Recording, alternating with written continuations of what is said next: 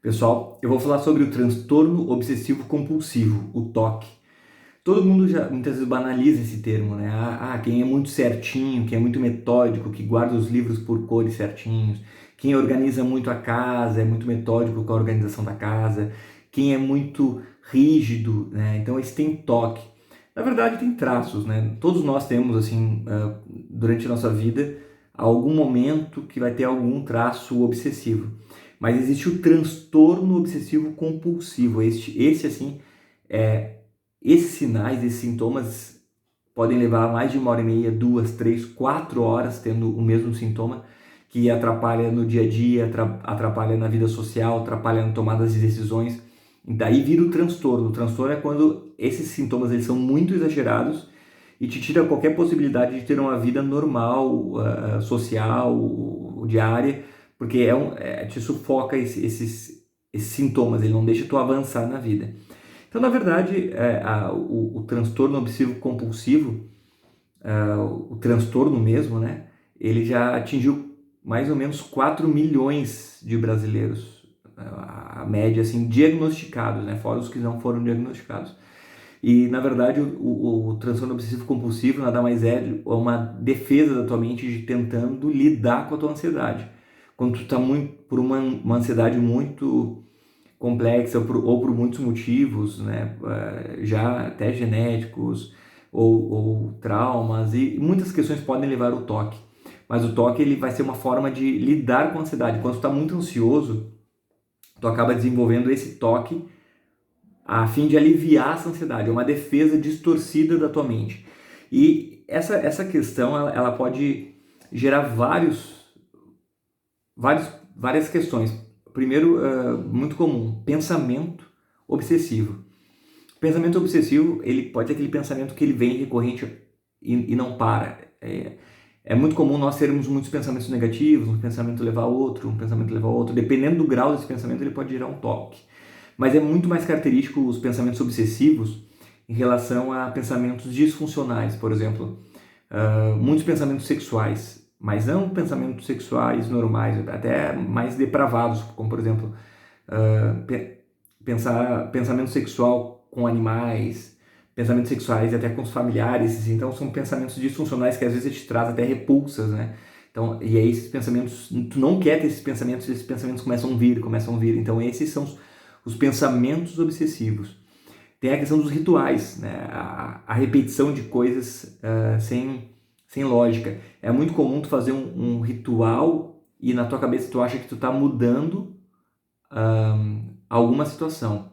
Um exemplo clássico que eu me lembro de muitos anos atrás, não, antes de morar em Campo Grande e tal, que eu me lembro de um menino que ele fazia um movimento, ele tinha que subir, ele morava num sobrado, então ele tinha que subir a escada 3 vezes para os pais deles não morrerem, ou para a casa dele não pegar fogo, ou para não acontecer uma tragédia no mundo. Então ele se sentia responsável.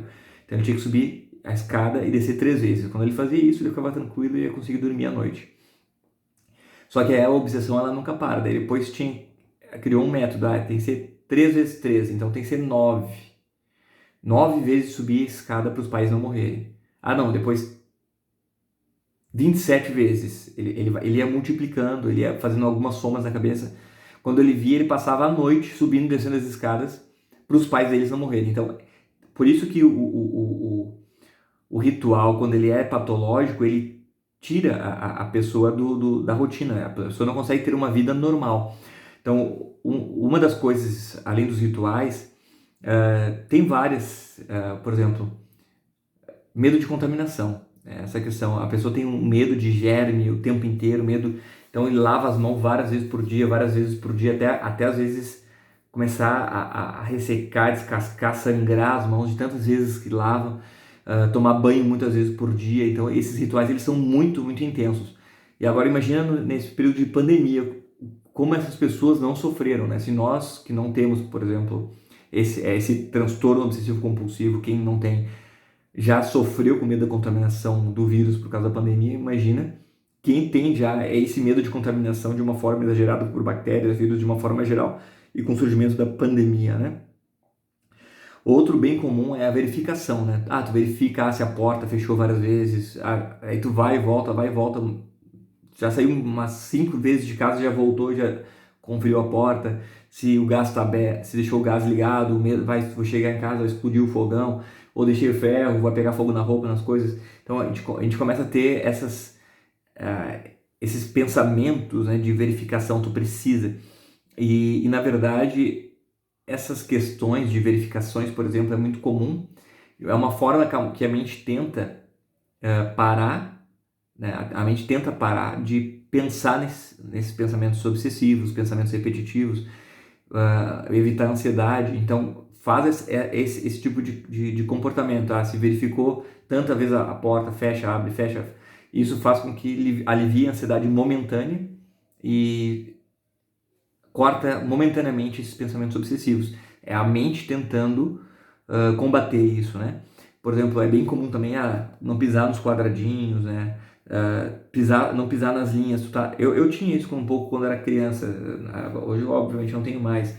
Mas eu me lembro quando eu era criança, tava na calçada e tinha umas rachaduras, ou ali a divisa, né?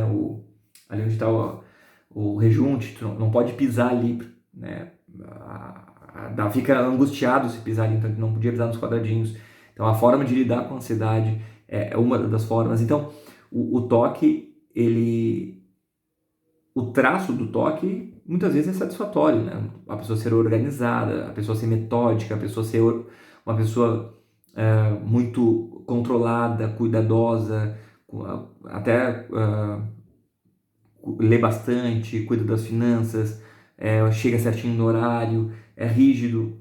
Se é de uma forma saudável, é bom. Agora, se é uma forma exagerada, pode estragar, afetar o seu dia a dia, afetar a vida do seu cônjuge, da tua família, da pessoa ao redor.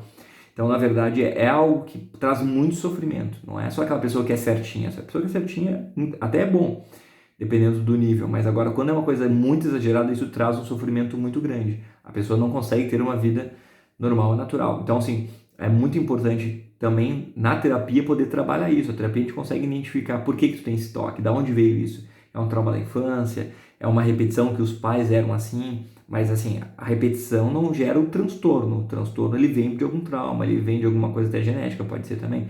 Mas a questão é, a terapia vai identificar muitas vezes onde originou isso e trabalhar isso na terapia. Medicações, com certeza, né? Às vezes, dependendo do grau, tem que buscar um psiquiatra para fazer também a terapia medicamentosa.